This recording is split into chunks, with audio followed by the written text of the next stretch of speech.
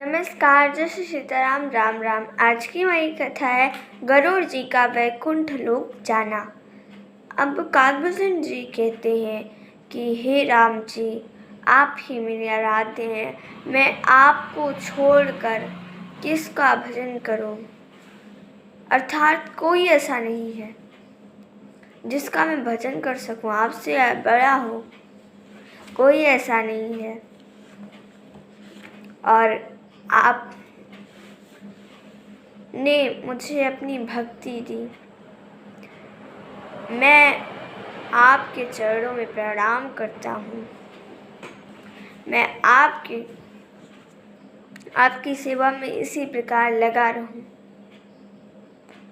आपकी सेवा में लग जाऊं मैं, इस प्रकार कहते हैं। तो गरुड़ जी देखते हैं काकभूषण जी का प्रेम, तो वो कहते हैं, हे काकभूषण जी, मैं किधर भटका हुआ था, पर आपने मुझे किधर किया। मैं आपके पास आया था, तब मैं बहुत असंतुष्ट था और मेरे मन में बहुत सारे प्रश्न थे, कई सारी शंकाएं थी। और आपके पास आने के बाद सारी शंकाएं, असंतुष्टि सब कुछ मिट गई। आपने जो मुझे ये राम कथा सुनाई, सचमुच ये राम कथा बहुत ही ज़्यादा चमत्कारी है, क्योंकि लोग इसको सुनने के बाद बदल से जाते हैं। उन्हें कोई किसी प्रकार का चीज़ नहीं बदलता, वो इस कथा को सुनकर स्वयं ही बदल जाते हैं।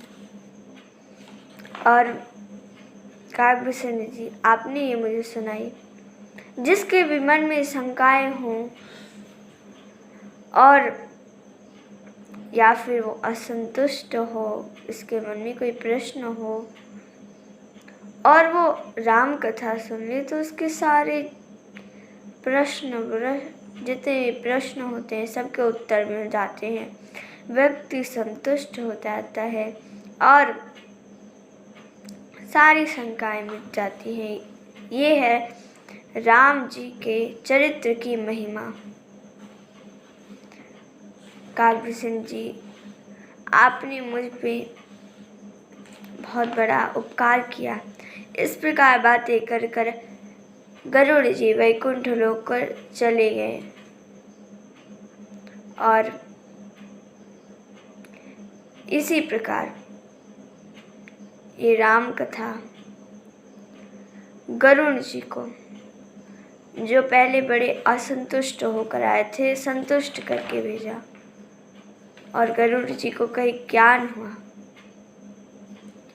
काकभूषण जी भले ही कौवे के रूप में हों, पर वो किसी महात्मा से कम नहीं गिने जा सकते। राम जी की भक्ति ऐसी है। वो देश कैसा जिसमें गंगा नदी ना हो। वो स्त्री कैसी जो पतिव्रता ना हो। वैसे ही वो नगर कैसा जिसमें राम जी ना हो।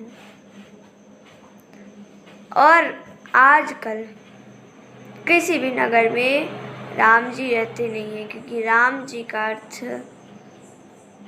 राम जी ही नहीं होता है, अपितु उनकी कुछ बातों को हम अनुसरण करके उस पर कार्य करते हैं, तो हम राम जी जैसे हो जाते हैं।